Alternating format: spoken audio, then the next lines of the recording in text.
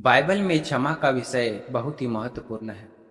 यह ईश्वर के चरित्र और मानव के लिए उसके प्रेम को दर्शाता है और साथ ही विश्वासियों से भी दूसरे को क्षमा करने का आग्रह करता है। परमेश्वर की ओर से क्षमा।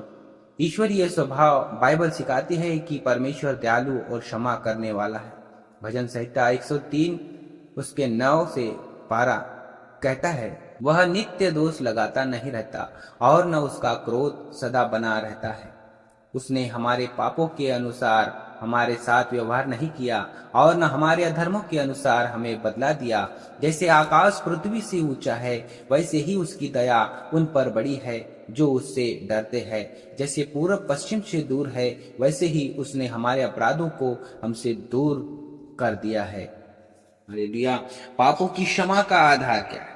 मसीही धर्म में पापों की क्षमा यीशु मसीह के बलिदान पर आधारित है। ऐसा माना जाता है कि यीशु ने क्रूस पर अपनी जान देकर मानव जाति के पापों का प्रायश्चित किया। इब्रानियों 9 के 22 में कहता है, रक्त बहाए बिना क्षमा नहीं होती। विश्वास और पश्चाताप। परमेश्वर से क्षमा प्राप्त करने के लिए विश्वास और पश्चाताप अवश्य है। पहला यूहन्ना 1 के 9 में कहता है, यदि हम अपने पापों को मान ले तो वह विश्वास योग्य और धर्मी है और हमारे पापों को क्षमा करेगा और हमें सब अधर्मों से शुद्ध करेगा। प्रेरितों के काम 2 अध्याय उसके 38 में पतरस कहता है, मन फिराओ और तुम में से हर एक अपने पापों की क्षमा के लिए यीशु मसीह के नाम से बपतिस्मा ले, तो तुम पवित्र आत्मा का दान पाओगे। याद न करना। बाइबल यह भी बताती है कि परमेश्वर एक बार जब पापों को क्षमा कर देता है तो वह उन्हें याद नहीं करता। यिर्मयाह 31 अध्याय उसके 34 में कहता है, मैं उनके अधर्मों को क्षमा करूंगा और उनके पापों को फिर कभी याद न करूंगा। मनुष्य को एक दूसरे को क्षमा करना चाहिए। ईश्वर की क्षमा का अनुकरण। बाइबल हमें सिखाती है कि जैसे परमेश्वर ने हमें क्षमा किया है, वैसे ही हमें भी दूसरे को क्षमा करना चाहिए। फिलिस्तियों 3 अध्याय उसके 13 में कहता है, एक दूसरे को सहन करो और यदि किसी के विरुद्ध कोई शिकायत हो तो एक दूसरे को क्षमा करो। जैसे प्रभु ने तुम्हें क्षमा किया है, वैसे ही तुम भी करो। असीमित क्षमा।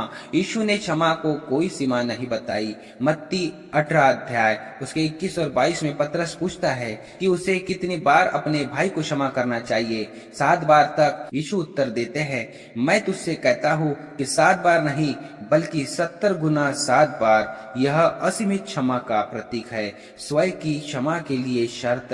यीशु ने यह भी सिखाया कि यदि हम दूसरों को क्षमा नहीं करते हैं तो हमें परमेश्वर से भी क्षमा नहीं मिलती। मत्ती 6 अध्याय उसके 14-15 में कहता है, क्योंकि यदि तुम मनुष्य के अपराधों को क्षमा करोगे तो तुम्हारा स्वर्गीय पिता भी तुम्हें क्षमा करेगा, परंतु यदि तुम मनुष्य के अपराधों को क्षमा नहीं करोगे तो तुम्हारा पिता भी तुम्हारे अपराधों को क्षमा नहीं करेगा। मेल मिलाप और शांति क्षमा केवल व्यक्तिगत मुक्ति के लिए ही नहीं बल्कि रिश्तों को ठीक करने और शांति स्थापित करने के लिए भी महत्वपूर्ण है। यह बैर, क्रोध और कटुता को दूर करने में मदद करती है।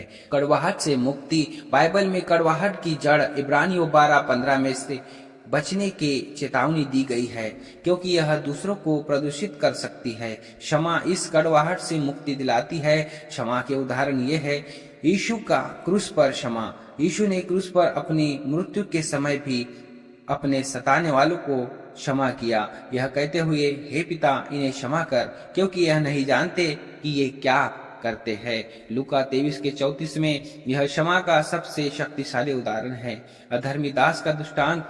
मत्ती 18 में यीशु का दृष्टांत सिखाया है कि कैसे एक दास को बहुत बड़ा कर्ज माफ कर दिया गया, लेकिन उसने एक छोटे से कर्ज के लिए अपने साथी दास को क्षमा नहीं किया। ये दृष्टांत इस बात पर जोर देता है कि परमेश्वर ने हमें जो भारी क्षमा दी है उसे हम दूसरों तक भी पहुंचाना चाहिए। संक्षिप्त रूप में बाइबल में क्षमा ईश्वर के प्रेम, न्याय और दया का प्रतिबिंब है।